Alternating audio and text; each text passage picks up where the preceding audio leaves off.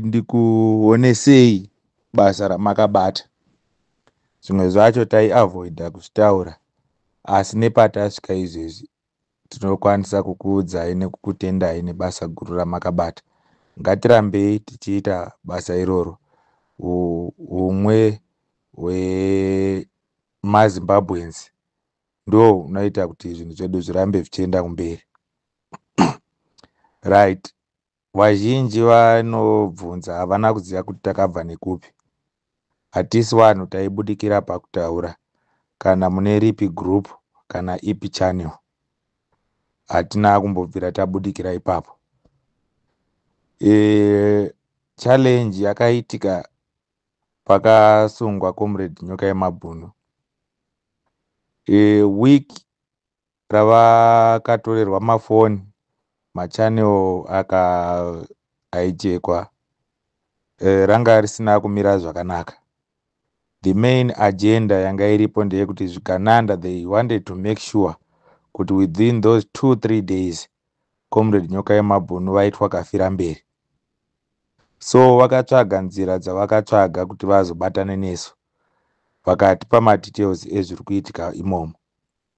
The best we managed to do kucreate communication channels whether ivo vane access yokucommunicate kuti havana. We managed to create communication channels. So any move raiitika kwavari ndo raiita kuti within 3 to 5 minutes tainga takwanisa kuwana information iyoyo. Yawanikwa imimi pachannel pano maizoshare information yamaishare yaisvika kuzvikananda, then voita restrategize. Wiki iroro ranga risina kumira zvakanaka.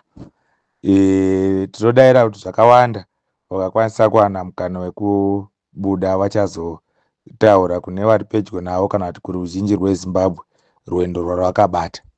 So takasvika panguva yekuti we were fighting between life and death. That was the situation yanga iripo. Efforts akaitwa nezvigananda mukazonzwa achitaurwa muchasiririswa. Budget ravakashandisa in this move mukazonzwa mafigures acho, even vavaitraya kuda kuinfiltrata kuSouth Africa vaizokwanisa kubudisa information vachitoshamisa kuti vanhu vakaita sei vachazobuditsa vachitaura kuti aiwa vanhu venyu vanooperata sezvizvi. So toda kutenda maZimbabweans ese akakwanisa kushare information. Izvozvo zvakaita kuti system dzese dzikwanise kunzwisisa.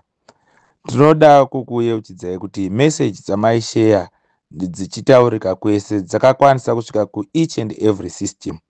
Hakuna munhu asingachazivi nyaya yaComrade Nyoka Yemabhunu izvezvi, kungave even iko kuSouth Africa kuri kupindira nyaya dzavo mukoti. Nyaya dzavo dzaakuzikanwa, munhu aakutariswa mafambiro ake each and every day nekuonekwa kunzi akachengeteka here, because they noticed kuti pane nyaya yepolitical persecution iri serious. Ndo situation yanga yakasangana naComrade wenyu. Tinoziva kuti manga muchida kunzwisisa kuti takabva nekupi. That was after that outcry. Ndo saka tanga tiri pano. Maadmins tinonzwa kwamunenge muri kumachannel munenge muchiti munoda nhamba dzedu tikwanise kunga tichigoverana nekupanana 1 or 2 information. Tine urombo hatina kukwanisa kuita izvozvo, asi toda kuzivisai kuti message dzese dzamaitumira kwatiri, whether dzakanaka kana kuti hadzina kunaka, taikwanisa kudzinzwa nenguva tichiresponda panokwanisa kurespondeka. Ndodaira kuti pane whoever anga achiita basa readministration yegroup, hapana asina kubatsirika nenguva. Message dzenyu taidzinzwa, pamaida kubatsirwa takubatsirai. Ndinokuzivai mese muri muadmin panel.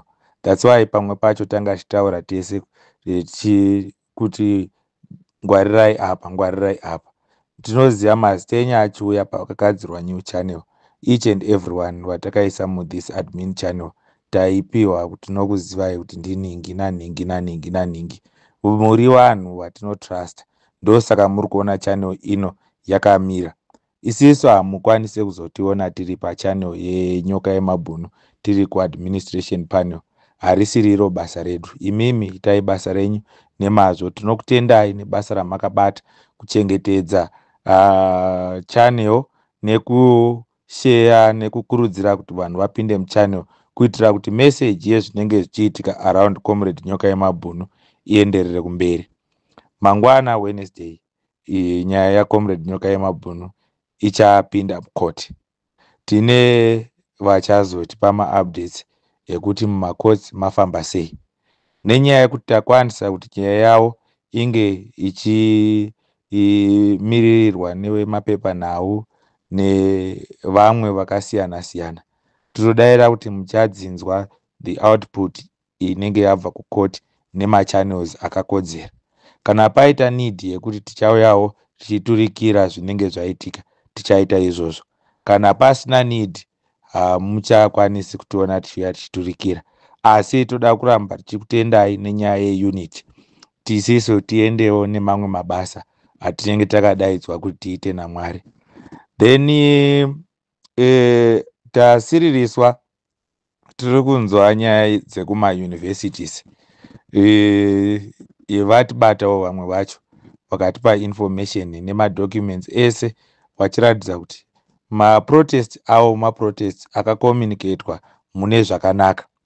Malecturers ekumauniversities like paUniversity of Zimbabwe vari kuti ivo isisi kubva 2018 takatanga kupiwa $230. Mari yavo yanga iri 300 something yozoiswa madeduction yosara iri $230.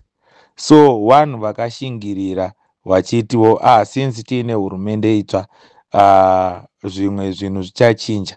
So backdate ravatipa pakatanga kubuda ma230 is 2018.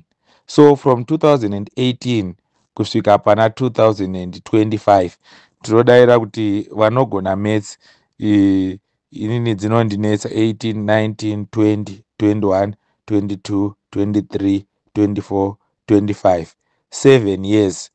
Malecturers epaUniversity of Zimbabwe vane 7 years vachitambira 230 vachishingirira kuita basa rekuti vadzidzi vadzidze nemazvo, nyika iende kumberi. Vakanyora matsamba mazhinji avakanyora nemaresponse avaiwana tamawana. Kana paita need yekuti tichazogoverana kumberi. Asi pari zvino tinoda kuti vadzidzisi vepamauniversities maconcerns avo ari very clear. One, vakaratidza kuremekedza hurumende yavo. Everything which they did was properly communicated. Watongova ubhinya hwakuitwa hwekuti vadzidzisi vakuti wakomana izvezvi zvanyanya taakutorawo kuenda kumastreets kuti veruzhinji vazivewo kuti ndo mamiriro akaita zvinhu.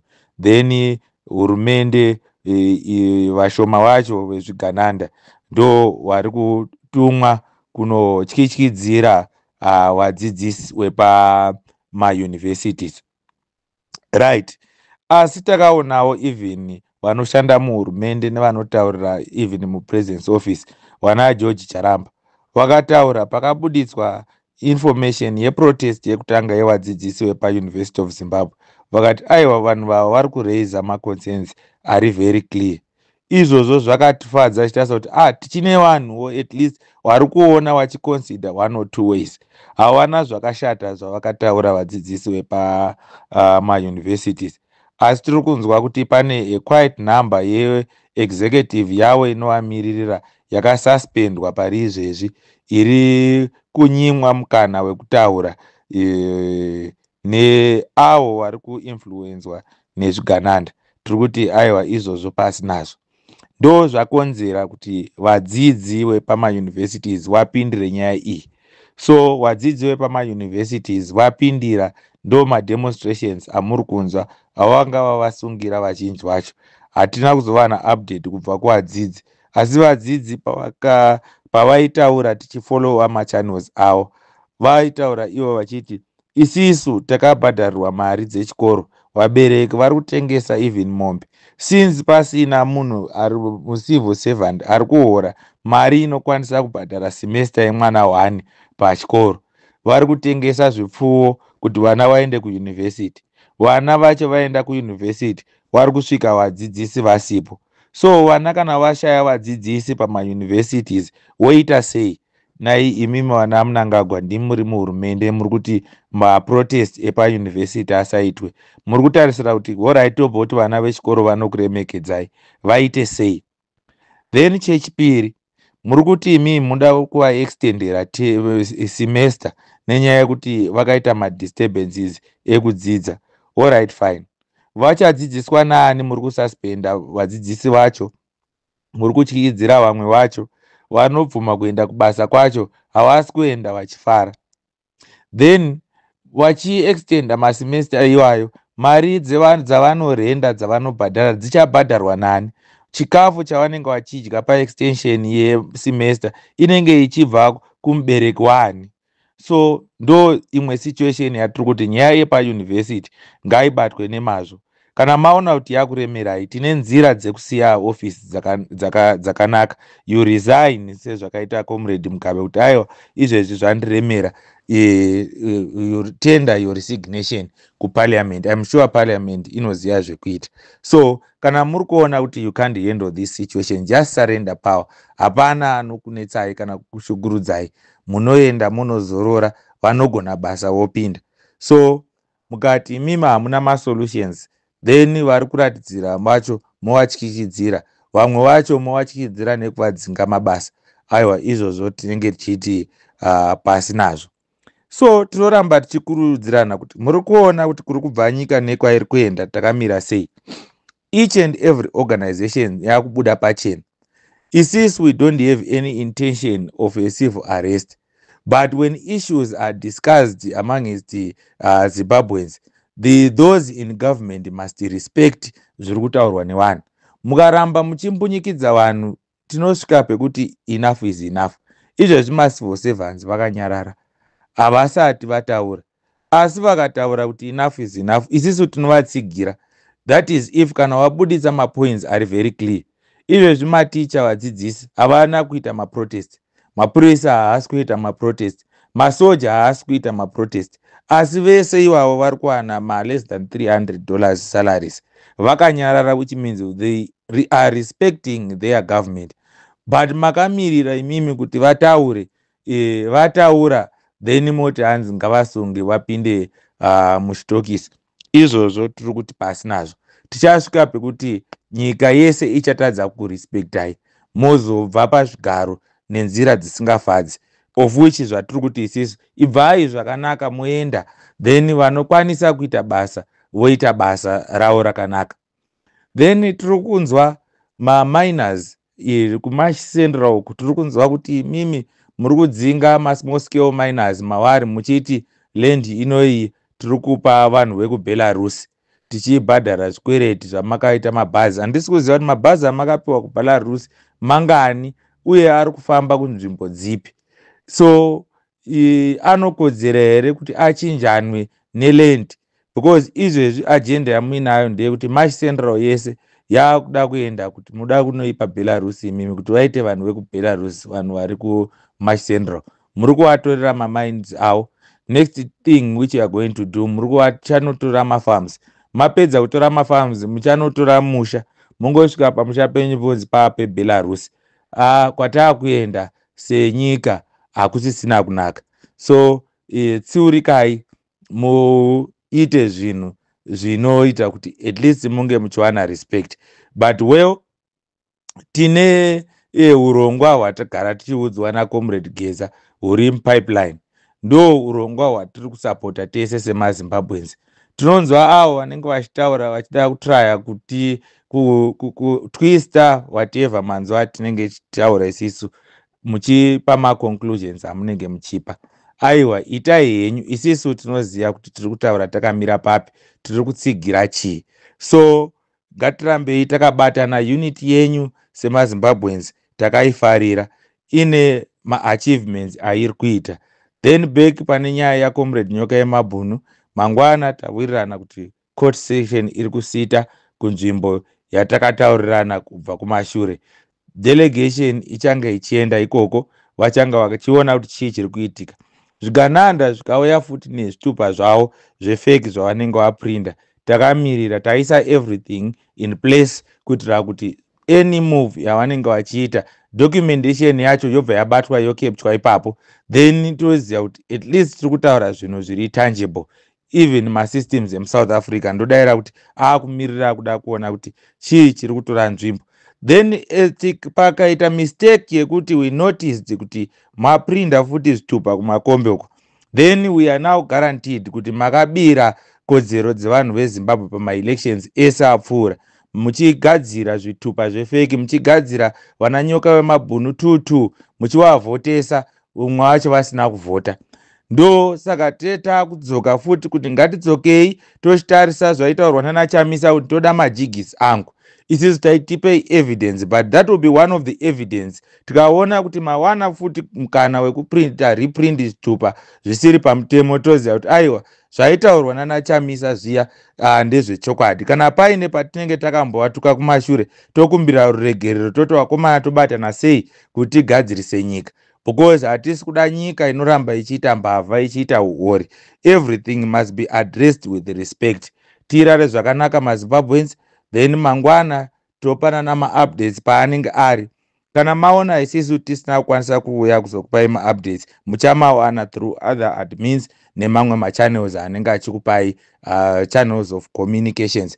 Tinofara kuti takafamba tese panzvimbo ino tikakwanisa kuprotecta life yaComrade Nyoka Yemabhunu kusvika patasvika izvezvi.